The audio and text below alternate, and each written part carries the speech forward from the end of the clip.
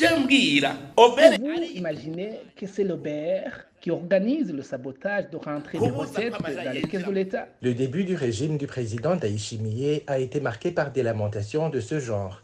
C'était un discours étrange pour une autorité issue du parti CNDD-FDD au pouvoir. Plus d'un s'attendait à un changement. Le président Ndayishimiye a même annoncé de nouvelles mesures pour ceux qui détournent l'argent du contribuable. Le voleur qui sera attrapé doit d'abord rembourser l'argent volé dans les caisses de l'État. Avant, il y a ceux qui faisaient le choix d'aller en prison pendant 5 ans, sachant qu'il va profiter de l'argent volé après. C'est pourquoi ils ne craignaient pas de voler. Mais maintenant, je leur donne d'abord de rendre l'argent. Ta maison sera vendue pour rembourser l'argent. Puis, tu vas répondre de ton crime économique à la justice. Avec le temps, le discours du président Ndayishimiye laisse entendre qu'il fait face à une mafia plus forte que l'État. Moi, je vois qu'il y ait une mafia, c'est-à-dire un groupe de gens qui ne veulent aucun sou qui rentre dans les caisses de l'État, que ce soit en devise ou en francs.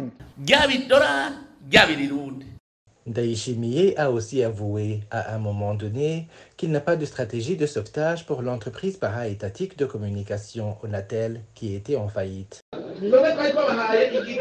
On les avait confié la mission de développer l'Onatel.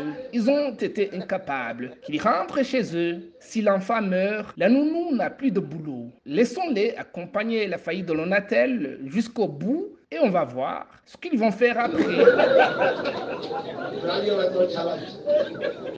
Alors que le pays ne cessait de s'enfoncer dans la pauvreté, paradoxalement, la Banque mondiale accusait le Burundi d'être incapable de décaisser la totalité des fonds alloués au pays.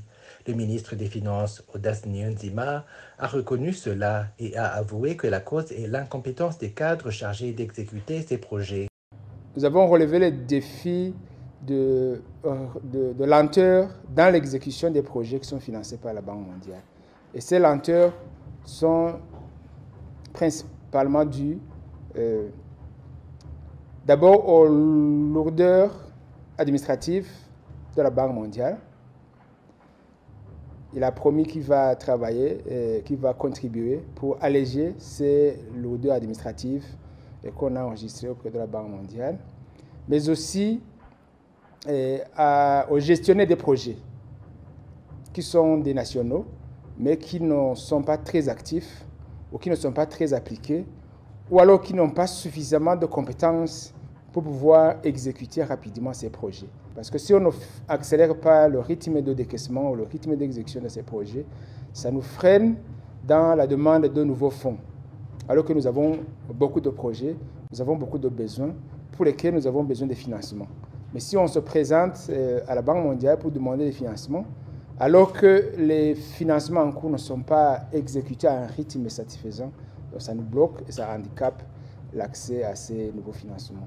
Par exemple, sur 188 milliards de dollars américains alloués aux projets financés par la Banque mondiale au Burundi en 2023, seul le décaissement de 59 millions de dollars, soit près de 30% des projections, a été effectué.